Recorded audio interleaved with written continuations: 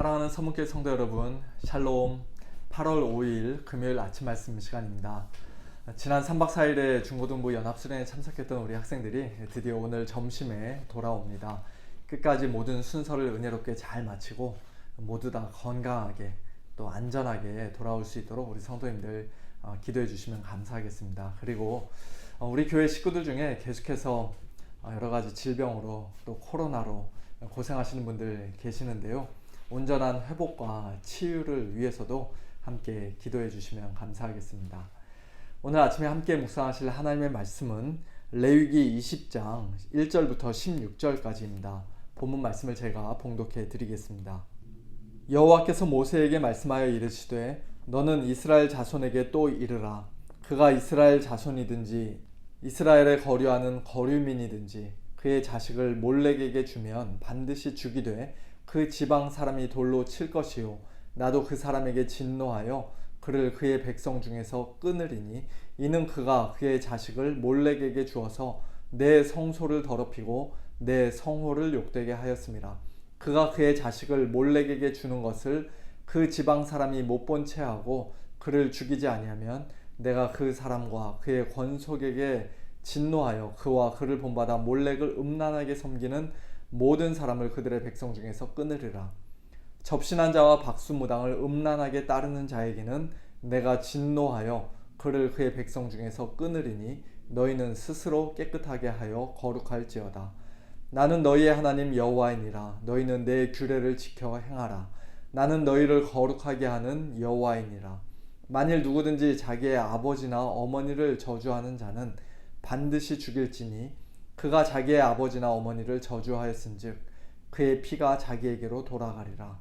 누구든지 남의 아내와 간음하는 자 곧 그의 이웃의 아내와 간음하는 자는 그 간부와 음부를 반드시 죽일지니라.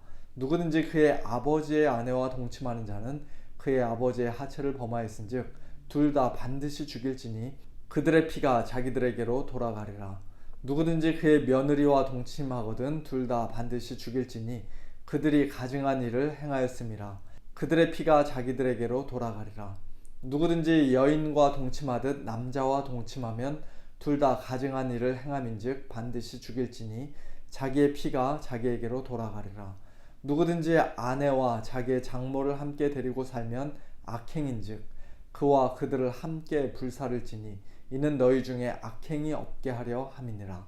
남자가 짐승과 교합하면 반드시 죽이고 너희는 그 짐승도 죽일 것이며 여자가 짐승에게 가까이 하여 교합하면 너는 여자와 짐승을 죽이되 그들을 반드시 죽일지니 그들의 피가 자기들에게로 돌아가리라.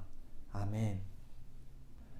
오늘 본문 말씀은 레위기 18장과 일종의 쌍을 이루고 있는 말씀입니다. 가나안 땅의 백성들이 그 당시에 행하던 여러 가지 가증한 죄의 목록들이 레위기 18장에는 기록되어 있는데요. 그것과 거의 동일한 죄들이 20장에 다시 한번 언급됩니다. 둘 사이에 차이가 있다면 먼저 18장에서는 이제 곧 가나안 땅에 들어갈 너희들은 즉 하나님의 백성으로 거룩하게 구별된 이스라엘은 그 이방 민족들의 악한 풍습과 죄악을 따라해서는 안 된다고 하나님께서 경고하신 반면에 20장에서는 그럼에도 불구하고 그런 죄들을 이스라엘 백성이 짓게 될 경우 그들이 어떤 형벌을 받게 될 것인지에 대해 말씀하고 있습니다. 한마디로 대부분 사형이지요. 그런 자들을 반드시 죽이라, 돌로 치라, 불사르라. 나도 그 사람에게 진노하여 그를 그의 백성 중에서 끊어버리겠다. 그런 무시무시한 말씀들이 오늘 본문 처음부터 끝까지 계속해서 나오는 것을 우리가 볼 수 있습니다. 아니, 우리가 믿는 하나님은 사랑의 하나님 아니십니까? 이렇게 무시무시한 말씀을 하시는 하나님이 우리 중 어떤 분들에게는 상당히 낯설고 무섭고 또 마음이 불편할 수도 있을 것입니다. 하지만 오늘 이 말씀을 통해 우리는 하나님께서 죄를 얼마나 미워하고 싫어하시는지, 특별히 영적인 음란이라고 할 수 있는 우상 숭배의 죄나 접신하고 무당을 따르는 죄, 또한 자기 부모를 우습게 여기고 저주하는 죄, 그리고 몸으로 음란죄를 짓는 간음, 근친상간, 동성애, 심지어는 짐승과의 성관계에 이르기까지 당시 이방 나라들에서 성행하던 여러 가지 악하고 가증한 범죄를 하나님께서 얼마나 심각하게 여기시는지 똑똑히 보게 됩니다. 그런 죄를 직접 저지른 자를 사형에 처해야 한다고 말씀하실 뿐만 아니라 그 범죄한 자를 그냥 못 본 채 하고 내버려 두는 사람, 방치하거나 옹호하는 사람도, 더 나아가 그의 권속, 가정까지도 하나님의 진노의 대상이 된다고 말씀하십니다.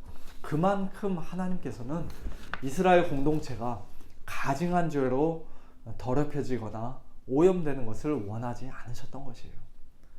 오늘 우리는 하나님의 이와 같은 말씀을 과연 어떻게 듣고 받아들이고 있습니까?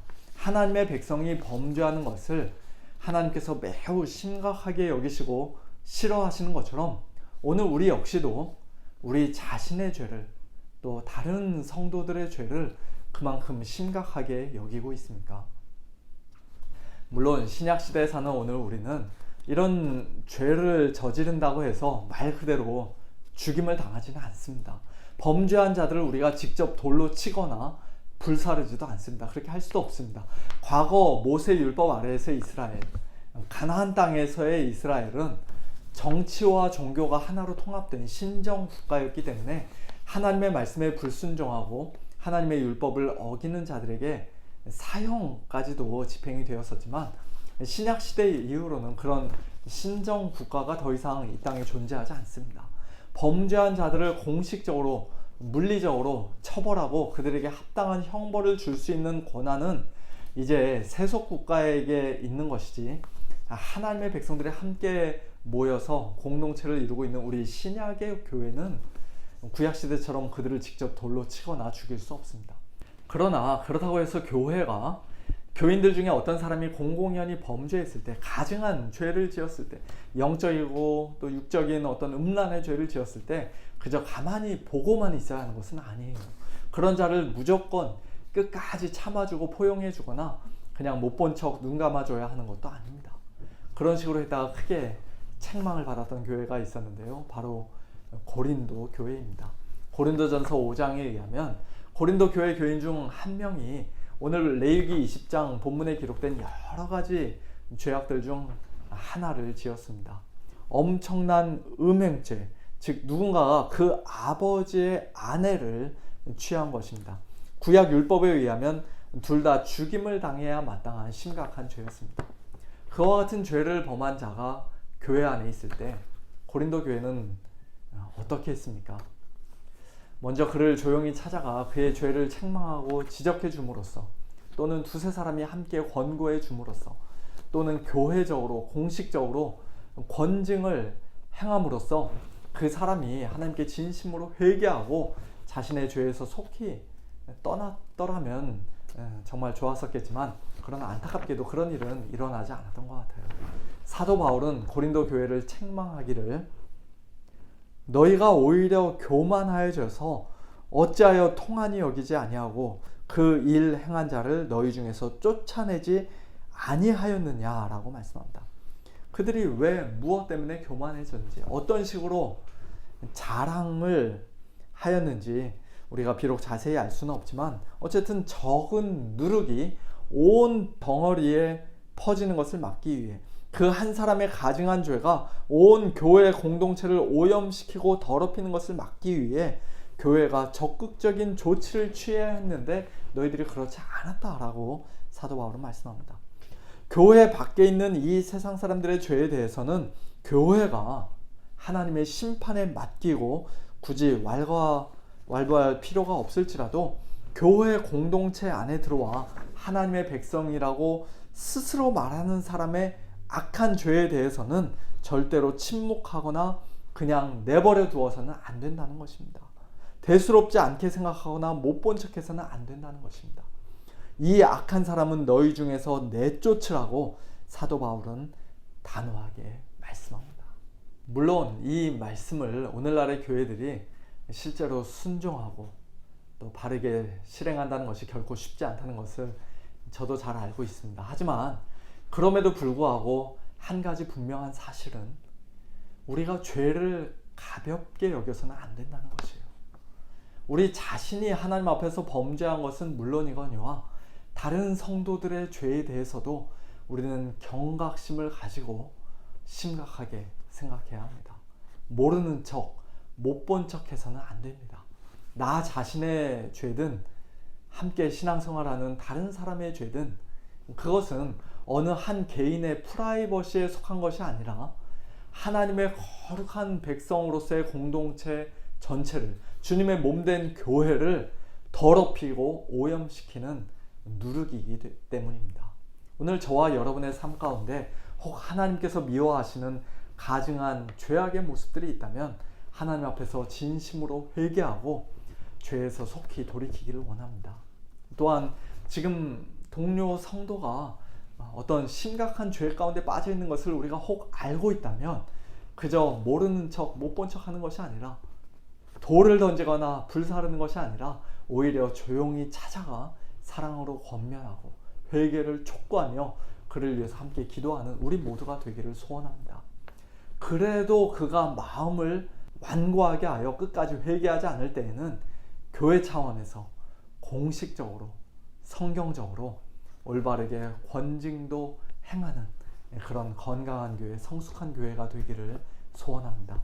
그런 귀한 은혜가 저와 여러분 모두에게 또 우리 서문교회 위에 풍성히 임하게 되기를 예수님의 이름으로 축원합니다. 함께 기도하겠습니다.